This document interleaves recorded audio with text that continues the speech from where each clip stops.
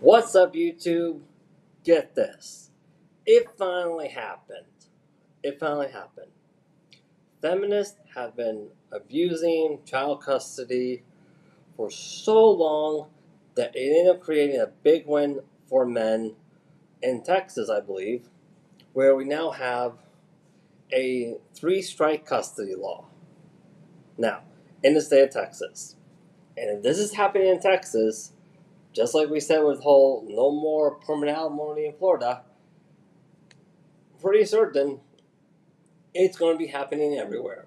I'll keep my comments at the end, so let's get into it. Listen up, because Texas just raised the stakes on custody interference. So they now have a 3-strike rule, meaning 3 strikes of custody interference and you're out. Or I guess in this case, actually in state jail for a felony. So the first offense, misdemeanor, $500 fine. Second offense, you are on very thin ice.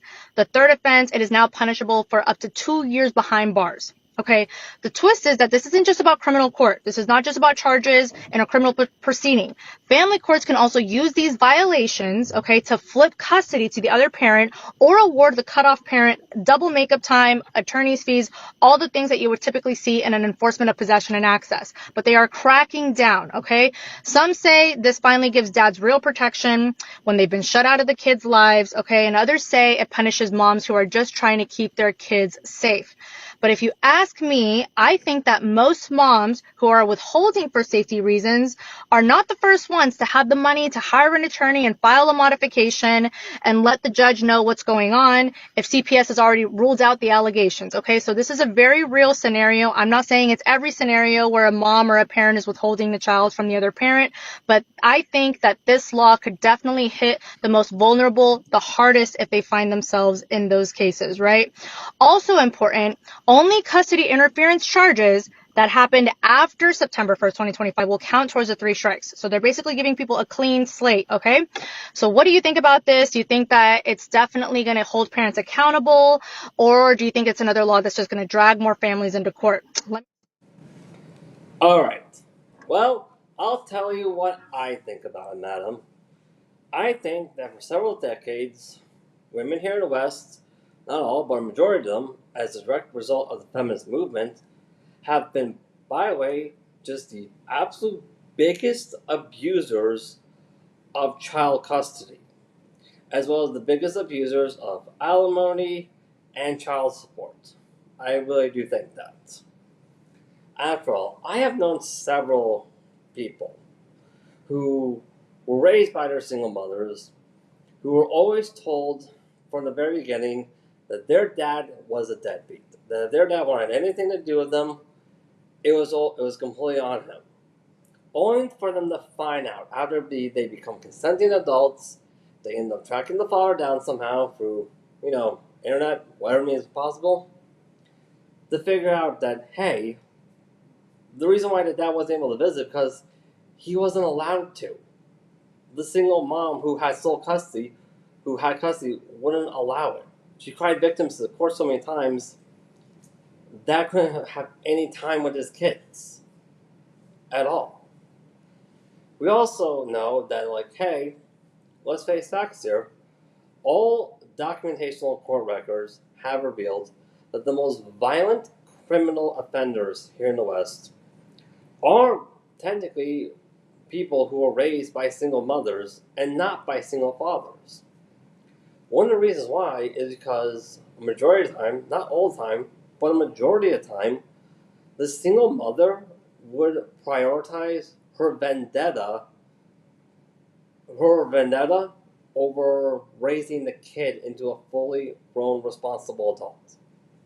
I have met several kids, even when I was in school, I have met several children who were raised by single moms, who, by the way, doesn't matter what grade they were in, they were just straight up thugs.